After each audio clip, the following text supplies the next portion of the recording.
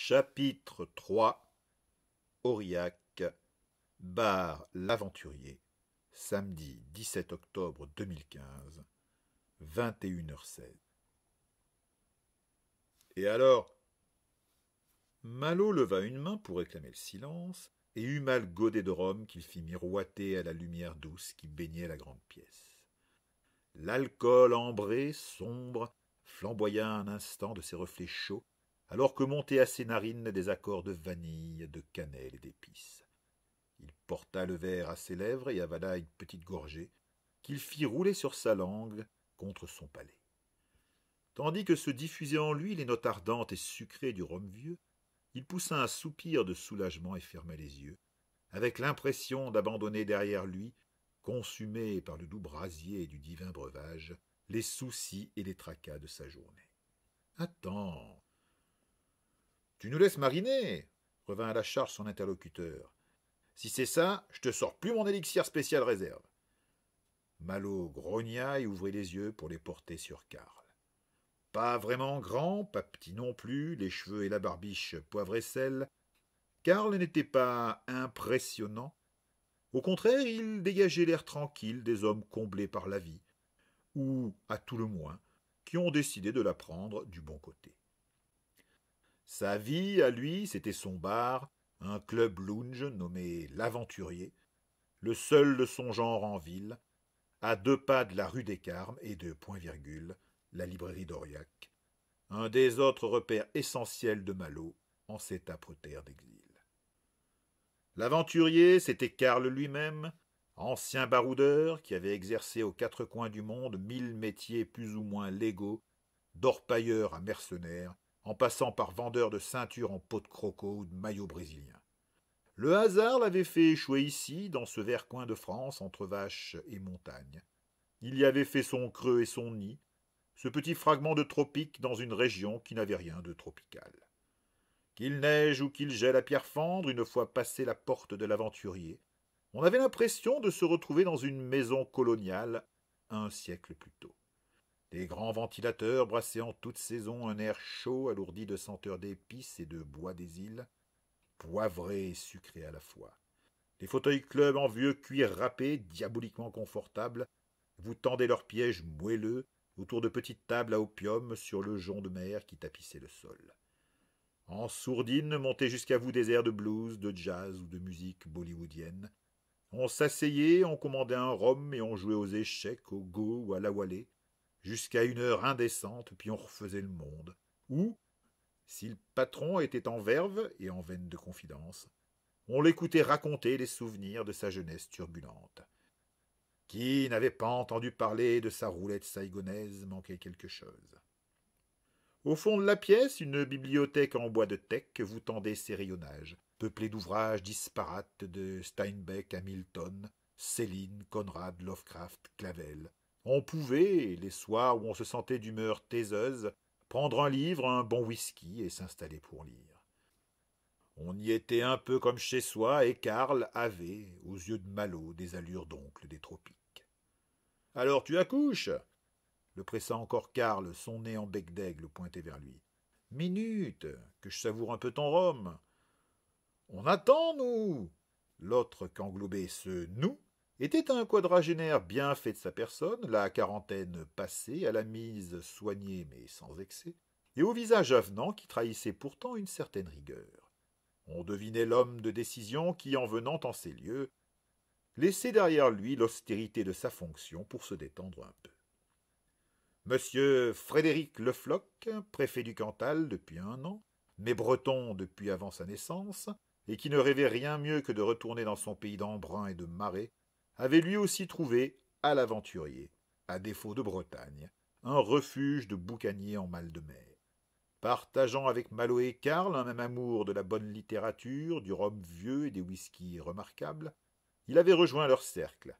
Tous 3 se retrouvaient 1 ou 2 soirs par semaine, plus quand Malo déprimé et avait envie de se changer les idées, comme c'est. Et une fois n'est pas coutume, ce n'était pas Karl qui régalait les autres de ses histoires incroyables, rocambolesques ou scabreuses, voire les 3 en même temps, mais lui. « C'est vrai, Malo, que tu nous as un peu laissé tomber en plein milieu. intervint Frédéric. Sans compter que cette affaire, si je peux m'exprimer ainsi, me concerne aussi. En quoi s'enquit Malot en haussant un sourcil. Je suis préfet, je te rappelle, fit remarquer Frédéric de sa voix que d'aucuns auraient qualifiée d'un peu guindée. Ah ça le taquina Malot, une manière de lui rappeler qu'ici les rapports hiérarchiques n'avaient plus cours et qu'on posait sa fonction à la porte, ce que faisait exactement chacun d'entre eux. Il n'empêchait que Frédéric avait raison. Flottaient autour d'eux quelques accords de Billie Holiday dont la voix chaude et veloutée peuplait la pénombre de ses syllabes.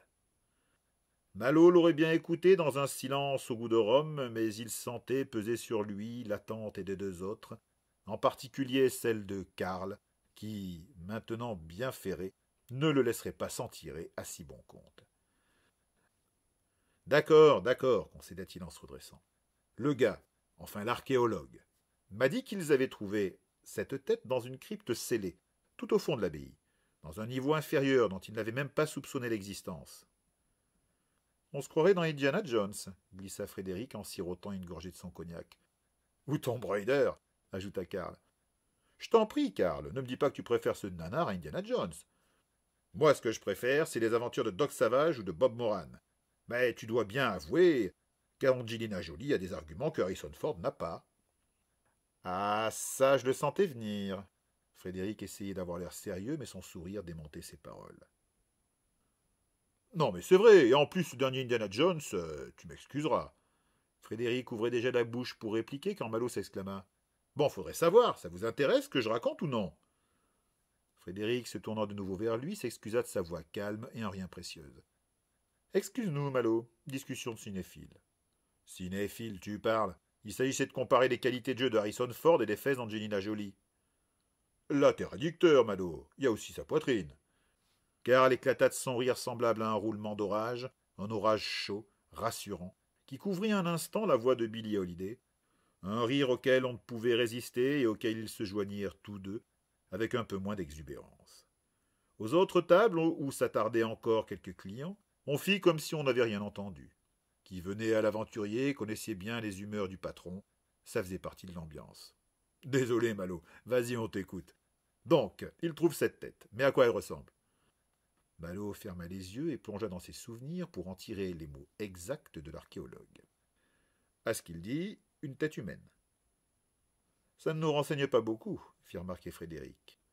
Malot leva à nouveau une main. Attendez, elle est constituée d'un métal brillant. Ça aussi, tu l'as déjà dit, fit remarquer Karl. Mais quel métal?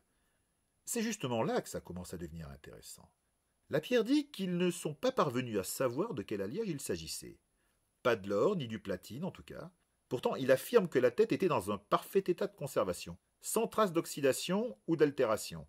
D'après lui, ça ressemblait un peu à du cuivre, en plus clair. Dans ce coin-là, si près de la rivière, avec toute la flotte qu'il y a là-dessous? Si c'est pas de l'or, ça paraît étonnant. Malot acquiesça. Il devait la donner à analyser pour en savoir un peu plus, mais on l'aura volée avant. Tu peux nous en dire plus sur cette fameuse tête? Demanda Frédéric. À ce que prétend la pierre, le plus étonnant, c'est la finesse du travail. Il dit que ça ne ressemble en rien à la stature médiévale. Du moins, pas comme on pourrait s'attendre à en trouver dans une abbaye du Xe siècle. Pour lui, elle ressemble plus à une statue grecque ou hindoue. En tout cas, quelque chose de plus ancien et de bien plus raffiné. Le mystère s'épaissit, commenta Karl avec une expression de gosse ravi, lui qui se régalait de toutes les énigmes possibles, en trouver une, pour ainsi dire, à sa porte, le combler. Malot sirota une nouvelle gorgée de rhum avant de poursuivre. Attendez, le meilleur est à venir. Il ménageait ses effets en comédien qu'il était à ses heures. Il n'avait pas beaucoup de satisfaction dans la journée et, d'habitude, pas d'histoire passionnante à raconter. Ce soir, il se faisait plaisir. Comme les deux autres demeuraient pendus à ses lèvres, il ajouta en prenant tout son temps. La tête n'était pas vide. La tienne, si, le railla Karl, qui ne ratait jamais un bon mot. Malot, coupé en plein effet théâtral, se renfrogna. Si c'est comme ça, je vous dis plus rien. Il se détourna pour reporter son regard vers une des clientes attablées un peu plus loin. Une jolie blonde en robe sombre et moulante qui sirotait un breuvage indéterminé, en faisant semblant de s'intéresser à un livre. Je crois que je vais aller discuter avec la dame là-bas. Elle me paraît terriblement seule. Mais Karl avait du répondant. Ton verre est presque vide. Je ne vois pas le rapport. Si tu veux que je le remplisse à nouveau avec cet élixir, tu n'as pas intérêt à partir. Quant à moi, intervint Frédéric, désolé de le rappeler, mais je suis ton supérieur hiérarchique. J'exige donc un rapport. Hé protesta Malo, c'est une conspiration, ma parole. Se tournant vers Karl, il affirma. Toi, tu es obligé de servir tes clients. Les servir, d'accord, mais pas avec ma réserve personnelle. Si tu veux que je te traite comme le vulgum pecus. Malo regarda Frédéric. Et toi, c'est de l'abus de pouvoir. Nous sommes en dehors des heures de service. Nous n'aurait-on jamais de servir la France, mon ami, de jour comme de nuit. Ah, vous êtes trop pénible, râla Malo pour la forme, entendant néanmoins son verre à Karl. L'histoire d'abord, le verre ensuite, exigea ce dernier en étreignant sa précieuse bouteille. Malo s'exécuta. À le voir, on arrivait presque à croire qu'il le faisait contraint et forcé. Toujours selon notre bon docteur Lapierre, l'intérieur de la tête aurait été truffé de mécanismes et de bielles d'une complexité extraordinaire. Comme une montre, demanda Karl. Quelque chose entre la montre mécanique et l'ordinateur. Ce sont ces mots. Incroyable, murmura Frédéric, qui semblait essayer de se représenter l'objet en alimentant son imagination d'une petite rasade. Mais ce n'est pas fini, se délecta Malo en posant tour à tour ses yeux sur ses deux amis. Il y a une dernière chose que m'a dite ce bon docteur. Une fois encore, maintenant que son verre était plein, il se régala de l'attention de son auditoire. Tu exagères, le gronda Frédéric avec ce ton d'adulte s'adressant à un gosse, mais un sourire s'attardait sur ses lèvres. Conscient qu'il ne pouvait pas faire durer le suspense trop longtemps, au risque de lasser, Malo finit par lâcher. À l'arrière du crâne, il y avait 9 fentes. Des fentes, répéta Karl. Qu'est-ce que tu entends par là? Eh bien, des fentes, je ne sais pas, moi, des ouvertures, comme pour mettre des disquettes, ou... Des disquettes, sur une statue médiévale, murmura Karl dubitatif. Tu entends ce que tu dis, Malo? Eh, je l'ai pas vu, moi. Je répète juste ce que le prof m'a dit. Tu avoueras que c'est quand même un peu gros à avaler, fit remarquer le baroudeur en sifflant une rasade de son rhum vieux. Derrière eux, Ella Fitzgerald avait remplacé Billie Holiday. Est-ce que... commença Frédéric. Malo et Karl se tournèrent vers lui. Est-ce qu'on ne pourrait pas envisager que ce brave professeur soit en train de monter un canular? Un canular demanda Karl. Oui. Frédéric se redressa, prit une pause plus professorale. Récapitulons un peu. Le temps et les fonds impartis aux fouilles arrivent à leur terme. Et mis à part quelques sarcophages, certes intéressants à de nombreux titres, mais seulement pour les spécialistes, et des vestiges coûteux à mettre en valeur, il n'y a rien pour relancer l'intérêt d'investisseurs potentiels ou la DRAC pour recevoir une allonge. Tu penses que... s'enquit Karl les yeux ronds. Je ne pense rien, mais je me dis que cette histoire, si elle était un tant soit peu médiatisée, pourrait relancer l'intérêt du public pour le site et octroyer à M. Lapierre les fonds et le temps dont il a besoin. Il y eut un long silence que venait seulement égratigner en sourdine la voix envoûtante d'Ella. Un silence que Malo finit par briser. Non. Qu'est-ce qui te permet d'être aussi péremptoire? S'enquit Frédéric sur une nouvelle gorgée de cognac. Je sais quand on me ment. C'est mon métier de le savoir. Il y a des gens doués, répliqua Frédéric. Ouais, mais pas beaucoup. Et lui n'en fait pas partie. Malo se tut un instant alors que lui revenait en mémoire l'expression désemparée et furieuse du petit archéologue. Non, ce type-là était vraiment en rogne. Il a trouvé cette tête, aussi délirant que ça puisse paraître, je vous le garantis. Comment tu peux en être sûr demanda Karl en se faisant l'avocat du diable. Malo attendit, chercha ses mots avec soin et la raison pour laquelle il avait cette intime conviction. Parce qu'alors même qu'il me la décrivait, je voyais dans ses yeux qu'il n'arrivait pas encore à y croire lui-même. Il avait prononcé ces mots avec une expression lointaine, le regard à nouveau plongé dans celui de Lapierre, ce regard qui lui disait toute l'incrédulité et la colère du monde, celui d'un homme qui vient d'entrevoir le fruit de toutes ses recherches et de le perdre. Bon, finit par murmurer Frédéric. Qu'est-ce qu'on sait sur cette tête exactement? Karl reprit la main. Oh, elle fait partie intégrante de la légende qui entoure Gerbert. Frédéric haussa un sourcil. Ah tiens donc, je l'ignorais. Malo, lui, n'était pas autrement surpris que Karl ait quelques lumières en la matière. Karl avait une véritable passion pour tout ce qui avait trait à l'alchimie, à la sorcellerie et à tous les mystères encore non élucidés de France et d'ailleurs. Ce n'était pas un de ces fondus qui prenait tous les canulars pour argent comptant, non.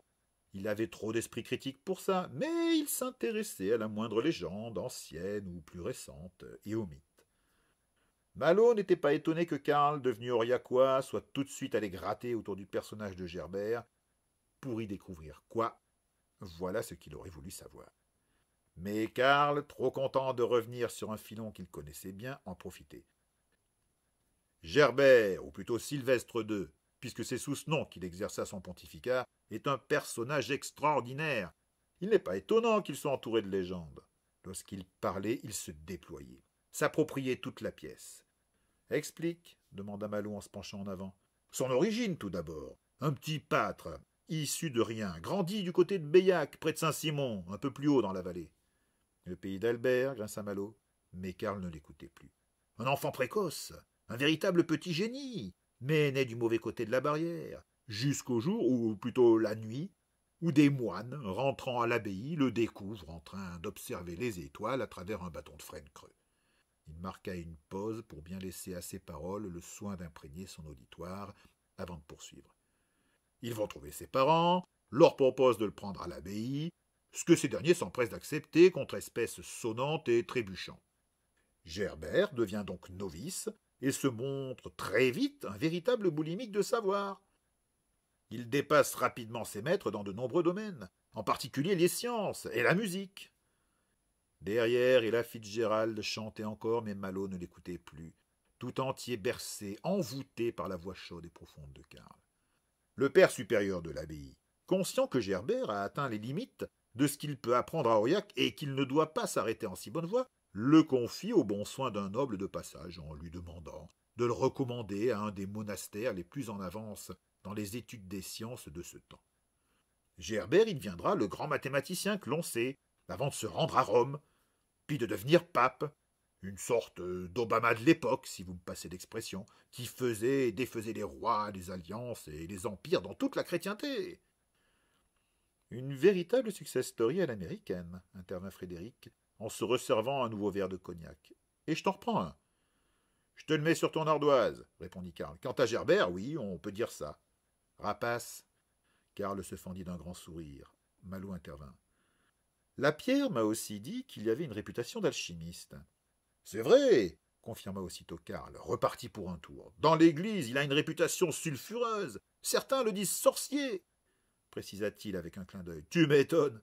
C'était un scientifique, un mathématicien, un technicien.